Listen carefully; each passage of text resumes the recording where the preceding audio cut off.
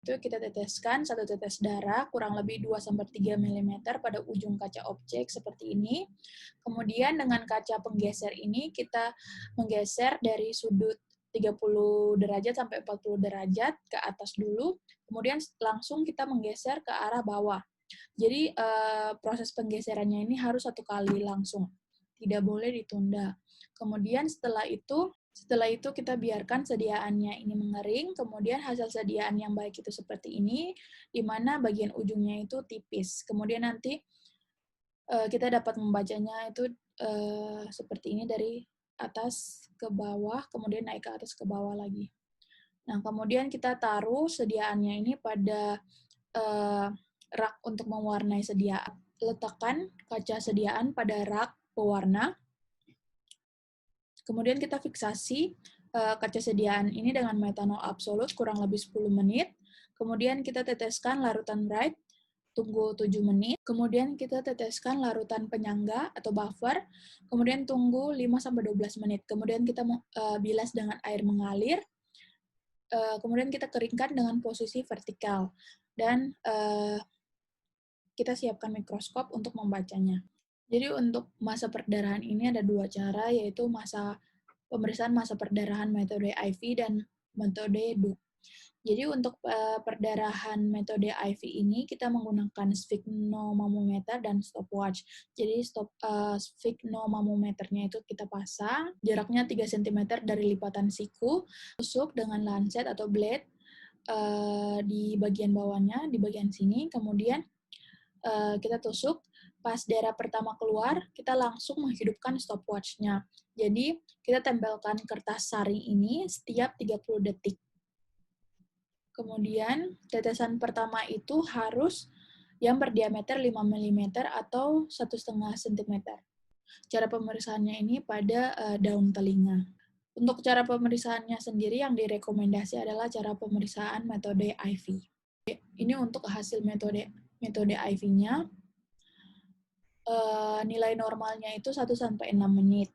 Jadi kita taruh kertas saringnya ini pada 30 detik pertama pada perdarahannya. Kemudian kita tunggu selama 30 detik, lalu kita tempelkan lagi, tunggu 30 detik, lalu tempelkan lagi, begitu seterusnya. Hasil normalnya itu 1-6 menit. Kita lihat pada pemeriksaan ini, contohnya ada 1, 2, 3, 4, 5. 5 menit 30 detik. Jadi dapat dikatakan hasilnya itu normal. Kemudian yang tidak valid itu seperti ini, di mana tetesan darah pertamanya itu tidak lebih dari 5 mm. Kemudian kalau yang ini itu sulit untuk dibaca karena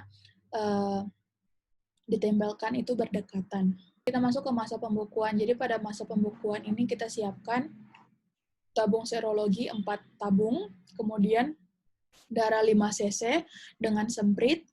Kita siapkan darah 5 cc yang diambil dengan semprit. Kemudian usahakan pengambilan darah vena. Kemudian saat darah keluar, kemudian dimasukkan ke dalam semprit itu, pas darah keluar dari semprit, waktunya itu atau stopwatch-nya itu harus dimulai atau harus jalan. Kemudian selama darah dimasukkan ke dalam tabung, stopwatch tidak boleh berhenti. Kemudian masing-masingnya itu 4 tabung ini masing-masingnya itu 1 cc. Kemudian setelah itu stopwatch masih berjalan. Kemudian kita labeli dulu, sebelumnya kita labeli dulu tabungnya itu 1-4. Setelah darah dimasukkan ke dalam tabung, kita goyangkan ke kiri dan ke kanan. Kemudian kita catat pada menit keberapa tabung pertama itu dia sudah membeku, darahnya sudah membeku. Kemudian setelah itu lanjut ke tabung kedua, digoyang, apakah sudah beku atau belum. Kemudian jika sudah beku dicatat menit dan waktunya. Kemudian lanjut sampai ke tabung keempat. Jadi untuk melakukan pemeriksaan ini itu hanya harus dibutuhkan 1 orang. agar interpretasi dari hasil pemeriksaannya ini valid. Kemudian setelah sudah dicatat menit keberapa bekunya, darahnya membeku, kemudian dari tabung kedua, 3 dan 4 itu dijumlahkan dan dibagi 3, kemudian akan keluar hasil dan dapat diinterpretasikan apakah hasilnya itu normal atau tidak. Kemudian kita masuk ke rampelit. Jadi pada rampelit ini kita menggunakan sphygmomanometer atau tensi. Kemudian kita pasang mansetnya itu kurang lebih beberapa sentimeter dari fossa kubiti. Kemudian kita lingkari bagian volar daripada lengan. Yang pertama itu kita tensi dulu berapa tekanan darahnya. Jika tekanan darahnya itu 120/80, maka kita dapat menahan manset dengan tekanan di 100 mm Hg. Namun kalau tensimeternya itu saat ditensi sistolnya itu di bawah 100, maka jumlah dari sistol dan diastol dibagi 2 dan kita dapat menahan tensi di rata-rata dari nilai jumlahannya itu.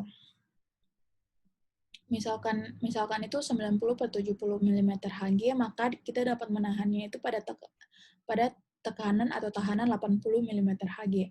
Kemudian kita diamkan, ditahan selama kurang lebih 10 menit. Kemudian selama ditahan itu, selama penekanan dengan tensinya itu, lengannya itu dapat membiru. Jadi pasien dapat juga merasa kesakitan selama pemasangan tensi ini. Jadi kita harus mengajak ngobrol pasien agar pasien tidak terlalu terfokus pada rasa sakit dari tekanan pada tensinya itu. Sehingga penekanannya ini dapat berlangsung sampai 10 menit. Jadi jika pada lingkaran yang ini itu dia terdapat lebih dari 10 petekia, maka hasil rampelitnya itu dikatakan positif. Namun jika kurang dari 10, maka hasil rampelitnya itu dikatakan negatif.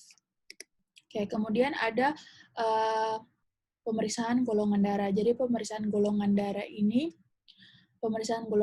ini memakai antisera atau agglutinin. Jadi kita ada kartu golongan darah di sini, kemudian dapat ditulis nama, umur, dan tempat tinggalnya. Kemudian kita teteskan darah, dapat digunakan darah kapiler. Kemudian darah kapilernya ini dapat kita teteskan satu persatu pada kolomnya. Kemudian setelah itu kita meneteskan antisera, anti-A, anti-B, anti-AB, dan anti-D pada kolom-kolom ini. Jadi setelah diteteskan antiseranya, kita dapat mengaduk atau mencampur dengan darahnya, kemudian pindah ke kolom yang satunya lagi, pengaduknya itu harus dibersihkan terlebih dahulu, kemudian kita campurkan dengan darah, dan seterusnya. Kemudian akan timbul agglutinasi atau timbul seperti butiran-butiran. Pada golongan darah A itu terbentuk agglutinasi pada serum anti-A dan serum anti-AB. Kemudian untuk golongan darah B itu dapat terjadi agglutinasi pada serum anti-B, anti-AB. Kemudian pada golongan darah AB itu terjadi agglutinasi pada serum anti-A, B, dan AB. Dan pada O itu tidak terdapat terjadinya agglutinasi pada ketiga antiserum atau antisera.